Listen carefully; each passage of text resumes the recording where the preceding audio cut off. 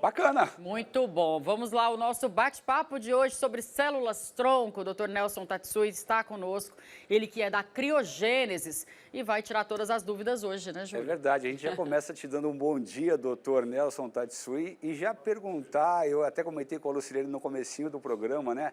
De onde que é extraída a célula-tronco, doutor? Olá, inicialmente eu queria agradecer, né, estar aqui de volta ao programa de vocês, Silene, Júlio, agradeço esse espaço e, antes de tudo, agradecer também ao pessoal que assiste o programa de vocês. Bom dia a todos. Bom dia.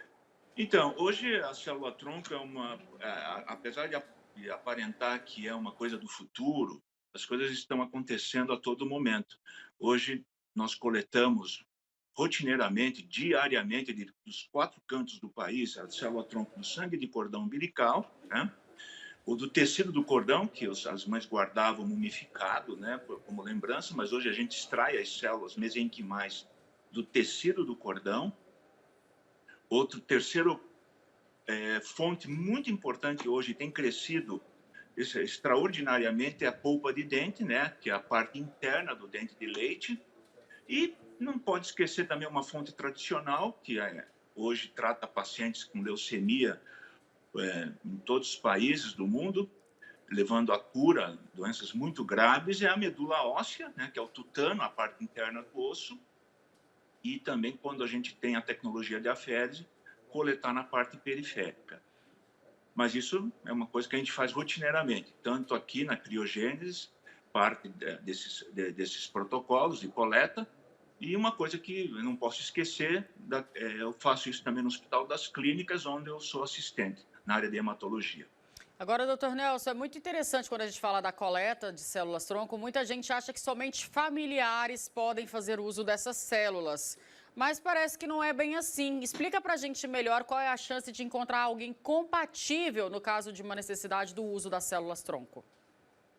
Lucilene, esse ponto seu é fundamental, porque quando uma pessoa acaba ficando doente, ele obviamente o médico já propõe tentar achar alguém compatível. Claro que doenças que precisam de um transplante. O ponto mais comum, a fonte mais comum como um doador compatível é um irmão de mesmo pai e mesma mãe, obviamente. E isso é muito incomum hoje quando as famílias só têm um filho e no máximo 2 filhos. Lembrando que um irmão, para você achar compatibilidade entre irmãos de mesmo pai e mesma mãe, é de 25%. Parece muito para quem está de fora, mas para quem está com a doença e com poucos irmãos, com a família característica de hoje, isso é muito raro. E no mundo, a chance, principalmente por um padrão de mistura que nós, brasileiros, que embora culturalmente é maravilhoso, mas traz alguns entraves na busca de alguém compatível no mundo, às vezes você tem que procurar entre 200 mil pessoas ou mais. Quando você tem uma característica genética mais comum, obviamente isso cai para 100 mil, mas imagine, isso é muito difícil. Agora, doutor, qual que é o potencial da célula-tronco na medicina desportiva?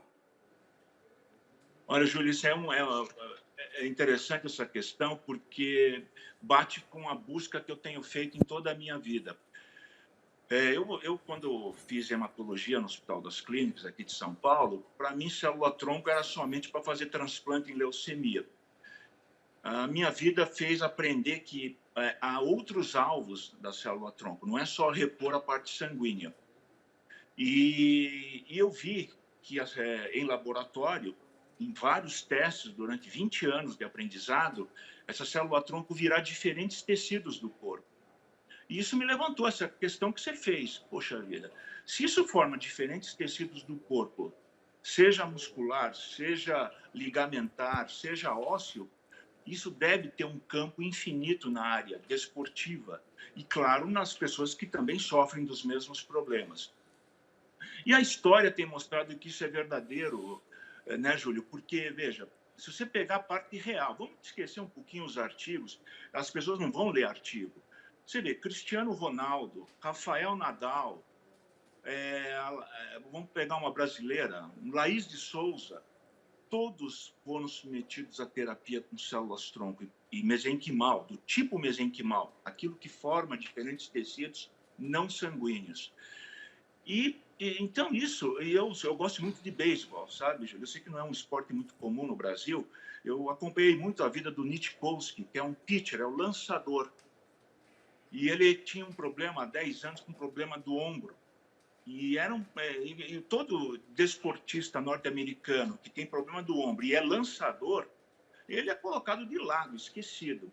Acredite, pois ele usou uma terapia baseada em célula-tronco, recuperou de forma quase que exemplar e voltou para a Liga Profissional Americana, que você sabe que é tão grande quanto a Liga de Futebol Brasileira. Sim. Doutor, eu vou te pedir só para o senhor afastar um pouquinho da câmera, para a gente focalizar o seu rosto inteiro. Melhor.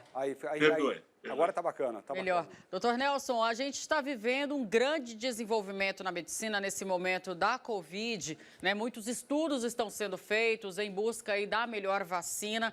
Eu quero saber o uso das células-tronco relacionado à Covid. Como é que estão esses estudos aí?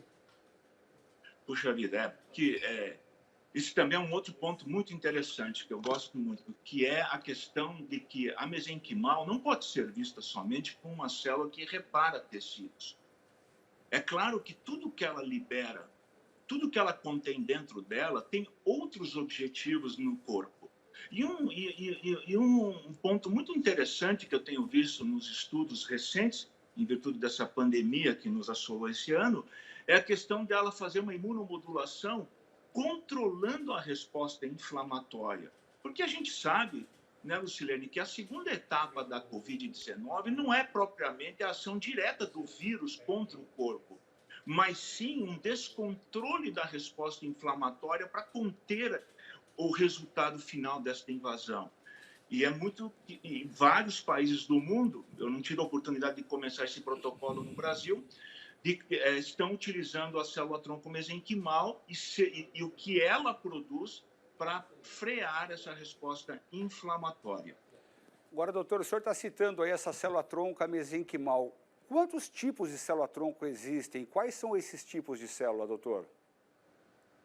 Júlio, há pelo menos 2 grandes grupos de células-tronco, né? A célula-tronco do sangue, que produz o sangue, que a gente denomina hematopoética, que é aquele tradicional, que faz os transplantes habituais no mundo desde a década de 50 do século passado. E, obviamente, é o que a gente tem dentro do nosso osso e faz a gente não precisar receber sangue e produz sangue por toda a nossa vida. E tem um outro tipo, que é a mesenquimal, que é uma coisa que vem crescendo nos últimos 20 anos. E lembro que as resoluções atuais estão dando cada vez mais espaço para a célula-tronco mesenquimal, além de tratar os desportistas de alto nível, também tratar as pessoas comuns. Doutor Nelson, a gente sabe que as células-tronco são muito utilizadas no mundo todo, em países de primeiro mundo, mas aqui no Brasil parece que ainda existem alguns entraves com a Anvisa. Como é que está a liberação da Anvisa para o uso clínico? É um ponto fundamental. Isso é uma questão que... a pandemia, na verdade, afetou muita gente, né, Lucilene? Afetou também órgãos federais, órgãos estaduais e a nossa vida, no nosso dia a dia. Na área da pesquisa também. E esse ano, foi em fevereiro, logo no início da pandemia, foi publicado uma RDC que normatiza o registro desses produtos. Praticamente a mídia esqueceu disso por causa da pandemia, excetuando vocês, porque eu havia já comentado no programa anterior. E acabou sendo abordado, felizmente agora, porque a resolução, desculpa, eu vou pegar o número aqui, é o 338, que foi publicado no dia 20 de fevereiro, Lucilene, estabeleceu requisitos mínimos para fazer o quê? Simplesmente o registro dos produtos de terapia avançada. E esse terapia avançada significa a célula-tronco mesenquimal e toda a terapia celular, terapia gênica e outras terapias relacionadas a isso. Então, nós passamos hoje de uma coisa que era totalmente experimental e os pais, outros que guardaram seus produtos, achando que isso vai ser só por daqui 50 anos, 40 anos, para uma resolução real que abordou este ano, no início da pandemia, em fevereiro, o uso praticamente rotineiro. Claro, quando eu falo uso rotineiro, não significa usar de forma descontrolada, né? Mas sim uma forma controlada. Tá Tal certo. como hoje está todo mundo falando sobre essa questão de registro por causa dessa questão da vacina. Praticamente está todo mundo entendendo. Doutor, o endereço de vocês aí, para quem quiser conhecer um pouco mais sobre a criogênese, como é que faz? Vocês estão convidados e quando esses que nos assistem, O endereço se do puderem me Instagram? avisar, eu recebo. Aqui a Chácara Santo Antônio. É Chácara Santo Antônio. Tem o Instagram, Governo né? Brasiliense 1000. Tem o Instagram, né? Tem o Que Instagram. é Criogênesis Bio. Eu estou lá para receber todos vocês e mostrar como que é a técnica de expansão e manutenção das células tronco. Tá certo. Aí, coloca na tela pra gente, @criogênesisbio, para o pessoal quiser olhar no Instagram.